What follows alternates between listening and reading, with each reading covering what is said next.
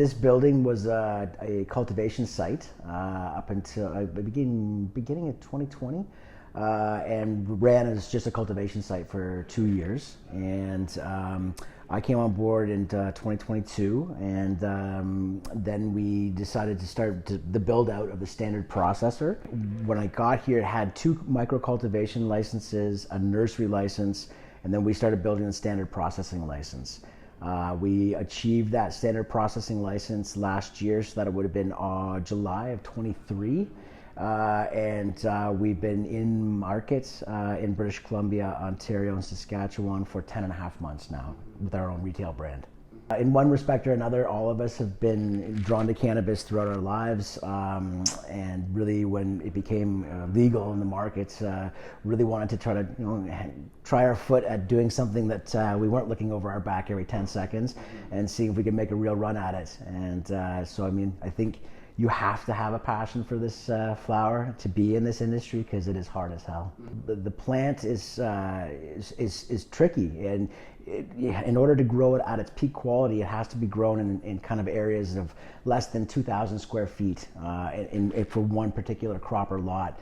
There's so many factors that go into growing quality cannabis, and it changes all the time. Environment, feeding, how high you're growing it, how you prune it, the spacing between plants, what you're feeding it. I mean, there's just hundreds and hundreds of factors.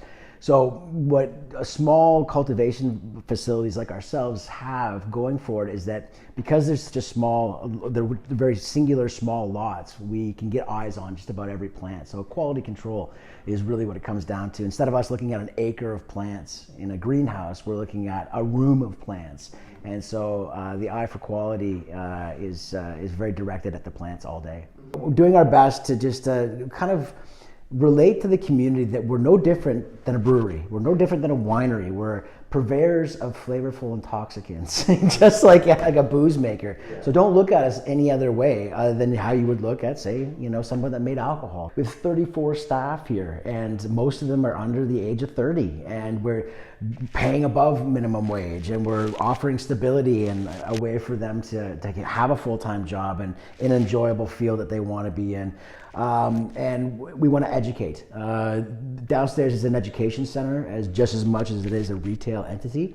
We want to be able to raise the level of education and awareness in the consumer to make them a better buyer, to make them understand the culture more, to make them understand the variability of cannabis. And it's not just one thing, it's 1,000 different things, and what it can do, from topicals to concentrates to flower, to the drinks, the edibles. There's so many wonderful things that the plant can do for us as far as giving us some relief or some enjoyment.